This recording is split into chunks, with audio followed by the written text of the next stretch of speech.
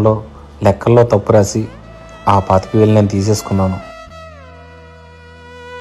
అవునా? అసలు నేను అదేం గమనించలేదు. మరి మీరు ఉంచుకోవచ్చు కదా, ఎందుకు తెచ్చిచ్చారు మళ్ళీ? మీరైతే గమనించకపోవచ్చు, కానీ దేవుడు అనేవాడు పైన చూస్తూనే ఉంటాడు కదా సార్. ఈ పాపం సొమ్ము తీసుకొని నేను సంతోషపడితే రేపు నా పిల్లల పాలిట అది శాపంగా మారవచ్చని ఈ రోజే తెలుసుకున్నాను సార్. సారీ అండి, ఇంకెప్పుడు ఇలాంటి తప్పు జరగదు.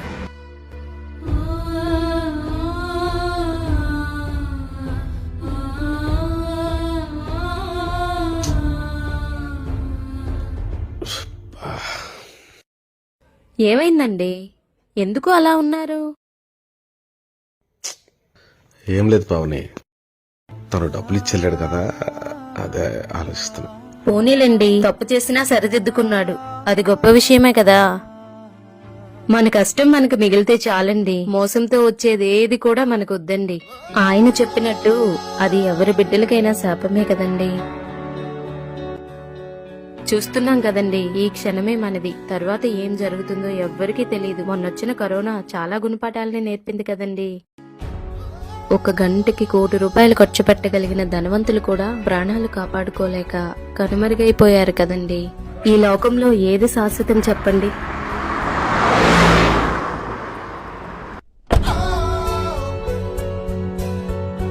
మా, ఎవరు కావాలండి?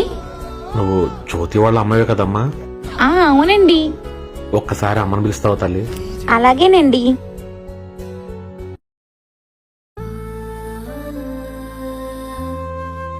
సార్ నమస్కారం సార్. నమస్కారం అమ్మా. మీరు నన్ను క్షమించాలమ్మా. మీ ఆయన గారు బ్రతికుండగా నాకు ఒక 4 లక్షల రూపాయలు ఇచ్చారమ్మా. ఈ విషయం ఎవరికీ తెలియదు. ఇవి మళ్ళీ మా పాప పెళ్లి కుదిరినప్పుడు అడుగుతాను, మీ దగ్గర ఉంచండి సార్ అన్నాడు. ఆ కొద్ది రోజులకే పాపం ఆయన యాక్సిడెంట్ లో చనిపోయారు. ఈ విషయం ఎవరికీ తెలియదు కదా అని చెప్పేసి నేను అది మీకు చెప్పకుండా ఒకవేళ మీరు అడిగితే చూద్దాంలే అనుకున్నాను. మీరు ఇప్పటి వరకు అడగపోతే ఇంకేవద్దనుకున్నానమ్మా. ఇది అన్యాయంగా తీసుకున్న డబ్బు, ఇది నా బిడ్డలకు శాపమని ఓ మనిషి ద్వారా తెలుసుకున్నానమ్మా. ఇది మీకు చెందాల్సిన డబ్బమ్మా, వడ్డీతో కలిపి 5 లక్షలు తీసుకోండి అమ్మా. నేను అప్పుడే మీ కష్టాల్లో ఇవ్వాల్సిందమ్మా, తప్పు చేశాను, క్షమించుతాను.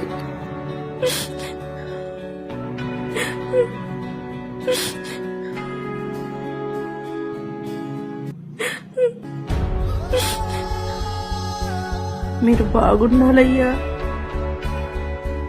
ఇంకొకరి కష్టాన్ని నువ్వు అన్యాయంగా తింటున్నావా?